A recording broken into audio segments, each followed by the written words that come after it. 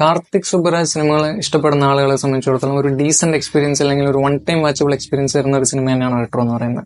ഒരു വൻ പ്രതീക്ഷകളുമായിട്ട് തിയേറ്ററിൽ പോയി കഴിഞ്ഞാൽ ഒരുപക്ഷെ എത്രത്തോളം വർക്കാവും എന്നുള്ള കാര്യത്തിൽ സംശയമാണ്. കാരണം ഒരു മെയിൻ സ്ട്രീം ഓഡിയൻസിനെ സംബന്ധിച്ചിടത്തോളം ഇങ്ങനൊരു സിനിമ അല്ലെങ്കിൽ ഇങ്ങനൊരു സിനിമ അനുഭവം എന്ന് പറയുന്നത് അവർക്ക് എത്രത്തോളം അക്സെപ്റ്റ് ചെയ്യാൻ പറ്റും എന്നുള്ള ഒരു സംശയമുണ്ട്. കാരണം നമ്മൾ ട്രെയിലറിൽ കണ്ടിട്ടുള്ള ഒരു സംഭവം അല്ലെങ്കിൽ ഒരു ടീസർ കാണുന്ന സമയത്ത് നമുക്ക് കിട്ടുന്ന ആ ഒരു എക്സ്പീരിയൻസും അതിനകത്ത് കണ്ടിട്ടുള്ള ആ ഒരു ഇമോഷണൽ പരിപാടിയുണ്ട്, അതല്ല സിനിമ എന്ന് പറയുന്നത്. കാരണം ആ ഒരു ടീസറിലും ട്രെയിലറിലും കണ്ടിട്ടുള്ള ആ ഒരു പരിപാടിയിൽ നിന്ന് കുറച്ച് വ്യത്യസ്തമായിട്ടുള്ള ഒരു ട്രീറ്റ്മെന്റ് ആണ് സിനിമയിലെ കഥ പറയുന്ന രീതിയിൽ വന്നിരിക്കുന്നത്. അതുകൊണ്ട് തന്നെ ഈ ഒരു നമുക്ക് ത്രൂ ഔട്ട് സിനിമയിൽ ഒരു ഇമോഷൻ പിടിക്കുന്നതിന് അങ്ങനെ പോകുന്ന രീതിയിലല്ല സിനിമ വന്നിരിക്കുന്നത്. അതുകൊണ്ട് ഒരു റോളർ കോസ്റ്റർ പരിപാടി ഉണ്ട്, ഒരുപാട് ഹൈസും ലോസും കാര്യങ്ങളും അങ്ങനെ വരുന്നതുകൊണ്ട് തന്നെ ഒരു ത്രൂ ഔട്ട് ഒരു സിനിമ കാണുന്ന ആളുകളുടെ ഒരു പ്രേക്ഷകരുമായിട്ട് ഒരു ഇമോഷണൽ കണക്ഷൻ ബിൽഡ് ചെയ്യുന്നതിൽ സിനിമ അത്രത്തോളം വിജയിച്ചിട്ടുണ്ടെന്ന് എനിക്ക് ഫീൽ ചെയ്തില്ല. കാരണം അത് തിയേറ്ററിൽ നിന്ന് കണ്ടിട്ടുള്ള ഒരു വ്യക്തി എന്നുള്ള നിലയിൽ ആ ഒരു കണക്ഷൻ ബിൽഡ് ചെയ്യുന്നതിൽ സിനിമ പരാജയപ്പെട്ടിട്ടുണ്ട് എന്നുള്ളതാണെങ്കിൽ പറയാം. അങ്ങനെയാണ് ഫീൽ ചെയ്തിട്ടുള്ളത്.